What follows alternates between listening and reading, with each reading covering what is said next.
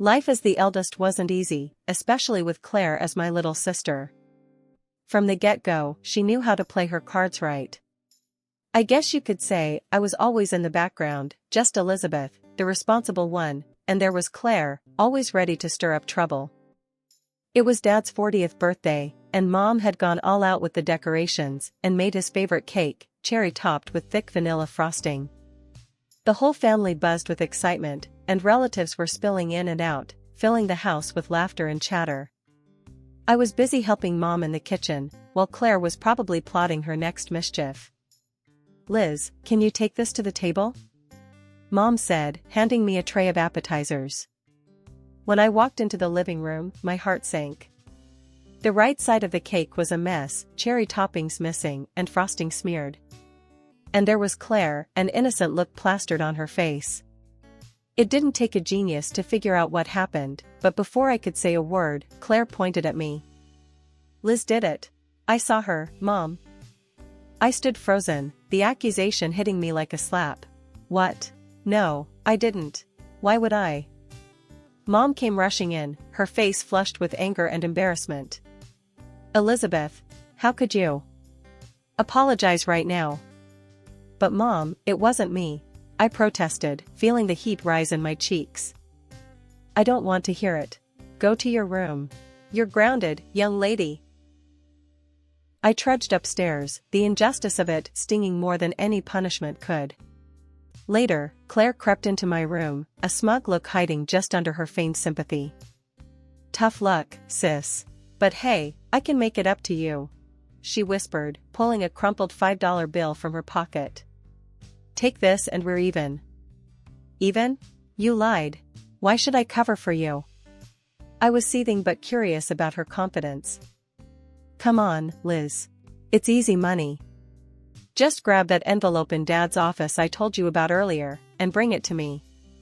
Easy peasy." Her plan was simple and tempting in a twisted way. The envelope was supposedly some paperwork she wanted to sneak a peek at, nothing more. Against my better judgment, I agreed.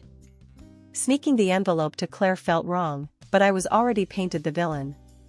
What more did I have to lose? The next morning, the hammer dropped harder than I could have imagined. Dad was raging, the envelope in his hand. It wasn't just papers, it was cash. Cash meant for paying some of the bills.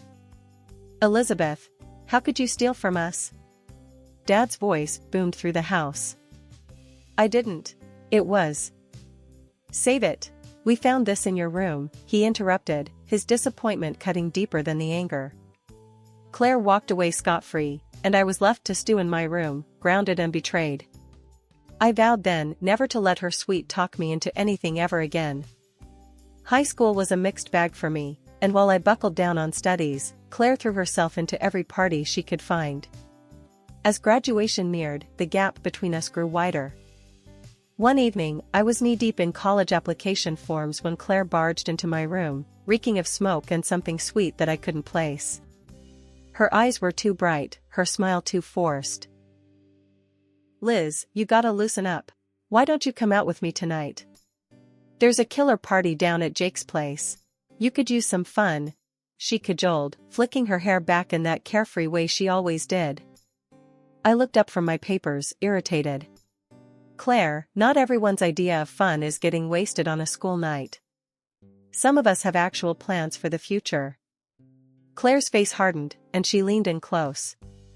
"Just watch, Liz. I'll make it big without any stupid degree. I don't need to waste my time like you do." Time passed, and our choices post-high school reflected our heated exchange that night. I got into college, moved to a city with a reputable landscape architecture program, and started carving out a niche for myself. Claire, true to her word, skipped college. Last I heard, she'd taken off to another city with a questionable crowd, chasing who knows what. Mom and Dad tried to bridge the gap between us, urging me to reach out to Claire. "Elizabeth, have you heard from your sister recently?" Mom would ask during our weekly calls, hope tinged with worry in her voice. "No, Mom. Claire hasn't called. Did she reach out to you?" I'd reply, knowing full well she hadn't. She's your only sister, Liz.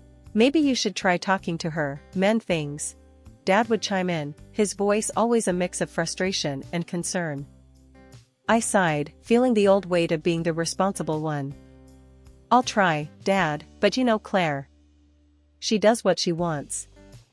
While I built my academic and eventual professional credentials, Claire became a nomad of sorts. Her life a series of adventures and misadventures relayed through rare, cryptic social media updates that did more to mystify than inform. Then came the inheritance from Grandma, a blessing that felt like a lifeline. I poured that money into starting my own business, a landscape design firm. It was a dream come true, turning soil and seeds into serene escapes. Meanwhile, Claire's sporadic text showed pictures from beaches and bars, her wild, carefree existence a stark contrast to my structured days. My landscaping business was blooming, and I was deep in the green, literally and figuratively. With every shrub I planted and every garden I designed, I felt more anchored, more at home in my world. One busy Tuesday, as I was hauling bags of mulch across the nursery, I first met Michael. He came in wearing a plain white tee and jeans, a resume in hand, looking every bit out of place among the flora. "Hi, are you Elizabeth? I'm Michael. Hear about the job?" His voice was clear, his handshake firm. "Yes, that's me. You're a bit early for your interview, but that's all right. Let's talk as we work. You can help me with these bags," I said, motioning towards the pile of mulch. We talked as we worked, his ease with physical labor apparent. He wasn't just some guy, he was someone who knew his way around a garden, his knowledge deep, not just fluff. His simplicity was refreshing. No airs about him, just a genuine love for the earth and what it could yield. By the time we finished setting up the new floral display, I was more than convinced about him. "You're hired, Michael. Can you start tomorrow?" His grin was as wide as the horizon. "Absolutely, wouldn't miss it for the world." Over the next few months, Michael became more than just an assistant. He was a confidant, a co-conspirator in all things green and growing. Our lunch breaks often turned into brainstorming sessions, or just times to laugh over spilled seeds or a particularly stubborn patch of earth. It was during one of these lunch breaks that things shifted. We were sitting on an old wooden bench, sharing a pizza. "You know, Liz, I've been thinking," Michael started, his tone a bit more serious than usual. "Yeah? What about?" "If it's about that weedy patch by the fence, I'm all ears," I joked, trying to keep things light. He chuckled, then turned to me, his eyes steady. "No, not that. About us. I mean, I like working here, with you. A lot. And I was wondering if you maybe feel the same?" His words hung in the air, mingled with the scent of pine and fresh earth. It was one of those moments, the kind where everything seems to pause. "Michael, yeah, I do. I really enjoy having you around too," I admitted, feeling a mix of nerves and excitement. "Good, that's good. So, do you think we could, go out sometime? Not as boss and employee, but just as us?" I laughed, more out of relief than anything. "I'd like that. Let's do it." "Great. It's a date then," he said, his smile making me feel like everything was just as it should be. A year later, we got married. It was a simple ceremony, just close friends and family in a small garden we both loved. Standing there with Michael, exchanging vows beneath the arch of blooming jasmine, I felt a sense of completeness. Just when you think you've got life somewhat figured out, it throws a curveball. Mine came in the form of an unexpected call from my mom. "Liz, guess who's back? Your sister Claire. She's here and wants to see you," Mom said, her voice a mix of excitement and nervousness. "We're having dinner tonight. You and Michael should come." That evening, Michael and I drove to my parents' house. The familiar landscape rolled by, but my stomach twisted with every mile closer to what felt like stepping back in time. Walking up to the door, Michael squeezed my hand. "You okay?" "Not really. But let's get this over with," I muttered, trying to plaster on a smile as we rang the bell. The door swung open, and there was Claire, as radiant and charming as ever, a stark contrast to the knot of anxiety I felt inside. Liz, look at you, all successful and married," Claire exclaimed, pulling me into a hug that felt more for show than out of affection. "And you must be Michael. I've heard so much about you." Dinner was a lavish affair. Mom had pulled out all the stops, and Dad was unusually quiet, watching the interactions with a hopeful eye. Claire was in full charm mode, laughing a little too loudly at Michael's jokes and keeping the conversation dangerously close to the topic of my business. "So, Liz, how's the business going? Must be good, huh? Working with all those fancy clients and big projects," Claire said, a gleam in her eye that I didn't trust. "It's going all right, lots of hard work as usual," I replied, playing down the details. "Oh come on, don't be modest. Mom told me you landed some big contracts." "That's amazing. You must be making a killing," she pushed, her curiosity poorly veiled. I shrugged, trying to steer the conversation away. "It pays the bills. So, what have you been up to, Claire?" "It's been years." "Oh, this and that. Travel, fun, living life, you know how it is," she said vaguely, waving her hand dismissively. Dad chimed in, possibly trying to smooth things over. "Claire's thinking of settling down here, starting fresh. It's a good thing, having both my girls in the same town." I forced a smile, catching Michael's wary glance from across the table. The evening dragged on, with Claire's questions about my business becoming more pointed and persistent. I felt like I was being interviewed rather than catching up with family. As we said our goodbyes, Claire pulled me aside. "Really, Liz, if you ever need a hand or want to talk shop, just give me a call. Family should stick together, right?" Her words, meant to comfort, felt more like a warning. As Michael and I drove home, the silence in the car was heavy. "Heads up, Liz. I don't trust her. There's something off about how she was digging into the business details," Michael finally said, breaking the silence. "I know," I sighed, leaning back in my seat. "Something's not right. But we'll figure it out. We always do." The day I won the City Park tender was supposed to be the best day of my career. It was a massive project, one that promised not just financial rewards, but a real stamp on the map for my business. I was buzzing with excitement when I called Michael. "Hey, babe, guess what? We won. We actually won the tender." I almost shouted into the phone, unable to keep the thrill out of my voice. "That's incredible, Liz. I knew you'd nail it. We need to celebrate. How about that concert tonight, and maybe a drink after?" Michael's voice matched my excitement. The concert was everything we needed. The band was one of our favorites, a perfect backdrop to our celebratory mood. As the last song faded out and the crowd began to disperse, I realized I needed a quick bathroom break before heading out for drinks.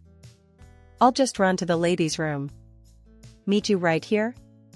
I told Michael, pointing to a spot near the exit. When I stepped out, Michael was nowhere in sight. I scanned the crowd, my heart starting to race. Had he gone ahead? No, he wouldn't do that. I pulled out my phone to call him, but then I paused. Up ahead, on a dimly lit path, I saw him. But he wasn't alone. He was with someone, a woman. My pace quickened as I moved closer, trying to see who it was. Then, as they stepped into a patch of moonlight, my heart sank. It was Claire. What the hell? I ducked behind a tree, my mind racing. This couldn't be right. Not Claire. Not Michael. Yet there they were, laughing, too close, too intimate. Then, they kissed. It felt like a punch to the gut. I fought the urge to run out, to scream. Instead, I pulled out my phone, switched it to record, and edged closer. I could hear them now. Claire's voice, silky and mocking. So, the big contract finally came through. She's a bloody fool, isn't she? Thinking this was all her big break. Michael's reply was a low chuckle. Totally in the dark. Once the money's in her account, we can make our move. It'll be easy to transfer it out before she even notices. Mexico, here we come. Poor Liz, always so trusting. Just like when we were kids, huh? Claire was almost purring. They parted with another kiss, and Claire sauntered off, while Michael checked his phone. Panic flickered across his face when he saw the time. He turned and started back towards the concert venue, right towards where I was supposed to be waiting. I slipped the phone into my pocket and stepped out from behind the tree, my heart hammering. As I walked towards the exit, I spotted him looking around, a fake frown of concern on his face. "Liz, there you are. I was getting worried," he said, reaching out to me. I looked up at him, keeping my face as neutral as possible. "Sorry, got a bit turned around. Let's go have that drink, shall we?" The walk to the bar was a blur. My mind was racing, piecing together months, no, years of lies. The tender, the late nights, the sudden trips. Michael, it all made sense now. We sat at the bar, and Michael toasted to our success. To us, Liz. To our future. I forced a smile, my hand tight around the phone in my pocket. "To us," I echoed, my voice steady despite the storm raging inside. The morning after the concert, I was up early, troubled thoughts robbing me of sleep. Michael was still asleep, his breathing even and calm, unaware of the storm brewing just a few feet away. I slipped out of bed and headed to my home office. First, I logged into my company's bank account. What I found made my stomach turn. There were dozens of small transactions, siphoning off amounts just under the threshold that would trigger a notification. Then, I checked my personal account. The same pattern. Money, my money, leaking away like water through cracks. Michael had access to both accounts, he was the only other person who could have done this. I needed to act, but cautiously. If Michael suspected I was onto him, he might accelerate his plans, whatever they might be. I decided not to confront him, not yet. Instead, I phoned an old college friend who now worked as a forensic accountant. "Hey, Tom, it's Liz. I need a favor, a big one. Can you do a discreet audit of my accounts? Both personal and business. It's urgent." Tom's voice was grave when he replied. "Sure, Liz. I can start today. But what's going on? You sound serious."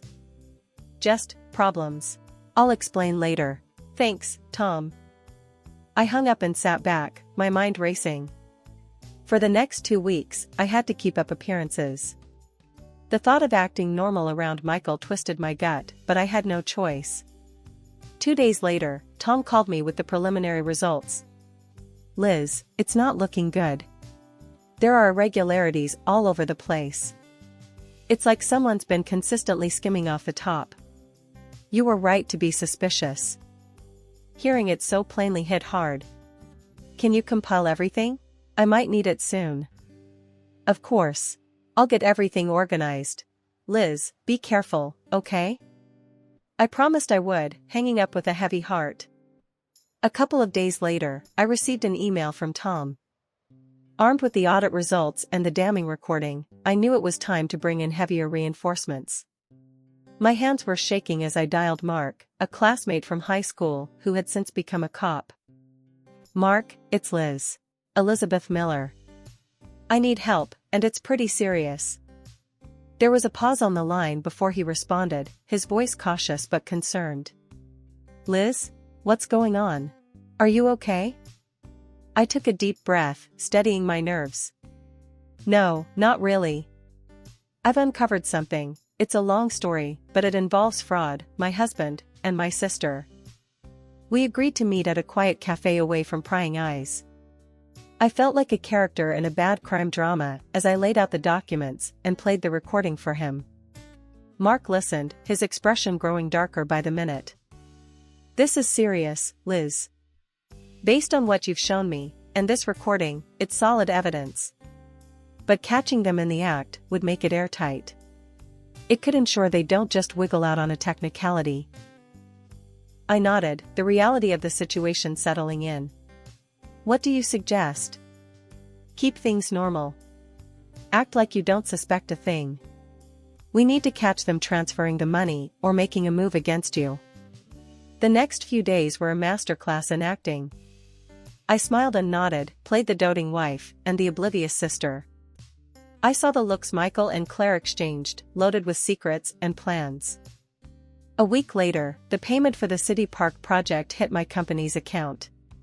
It was a large sum, the largest I'd ever handled. I called Mark right away. "It's in. The money's in the account. They're going to make their move soon," I said, trying to keep my voice steady. "Good. From now on, we'll monitor the accounts closely. If they make a move, we'll be ready." I watched Michael that evening, observed him fiddling with his phone, probably checking the account, plotting his next steps. Later, in bed, I lay awake, staring at the ceiling, listening to Michael's breathing. It was almost hard to believe that this man, the man I'd loved and trusted, was plotting against me.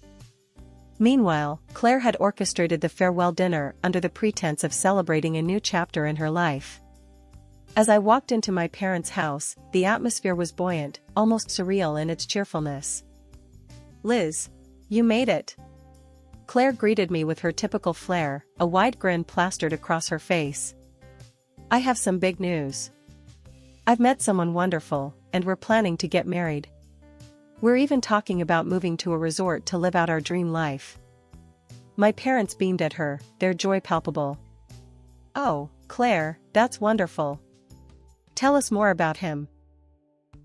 I sat quietly, forcing a smile as Claire wove a tale about her new, mysterious beau. Her descriptions were vague, deliberately skipping over any details that could link directly back to Michael.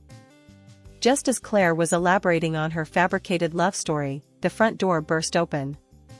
Michael stormed in, his face flushed with anger and panic. "Liz, why can't I access any of the accounts? What the hell is going on?" he bellowed, his eyes wild. The room fell silent. My parents looked from Michael to me, confusion written all over their faces. Claire's facade slipped for a moment, revealing a flash of fear. I stood up, my voice calm but icy. "Because, Michael, I know everything. I know about your plans with Claire. About the money, about the lies." I pulled out my phone and hit play. The recording of their conversation under the dim lights of the park filled the room. Claire's scheming words, Michael's complicit laughter, it all echoed off the walls, stark and undeniable. My parents turned pale, their expressions shifting from confusion to horror. Michael and Claire made a move towards the door, a pathetic attempt to escape what was coming. At that moment, the police, led by Mark, entered the house. "Michael Turner, Claire Miller, you are under arrest for attempted fraud. You have the right to remain silent. Anything you say can and will be used against you in a court of law." The officers handcuffed them. Michael's plea was pitiful. "Liz, please, I'm sorry. I didn't mean for any of this to happen. Forgive me." I looked at him, at the man I once loved, and felt nothing but revulsion. "There's nothing to forgive. You made your choice." After the police and the chaos had left, the house was painfully quiet. My father looked at me, his eyes brimming with tears. "Liz, we're so sorry. We should have seen it. All those years, blaming you." "It's okay, Dad. It's over now," I said, though I knew the healing would take much longer than just tonight. The courtroom was cold, sterile. My heart was pounding as I sat there, waiting for the final verdict on Michael and Claire. I wasn't alone, my parents were there, it seemed they aged years in these past weeks. As the judge entered, everyone rose, the tension in the room thick enough to cut. We all sat down as he began to speak, his voice echoing slightly in the large room. "The court hereby sentences both defendants to 5 years in state prison, with eligibility for parole after 3 years, based on behavior and restitution payments." The judge's words were like a physical relief, a burden lifting that I hadn't fully acknowledged I was carrying. The drive home was quiet, each of us lost in our thoughts. When we arrived, the sight of the garden, lush and vibrant, was a stark contrast to the morning's events.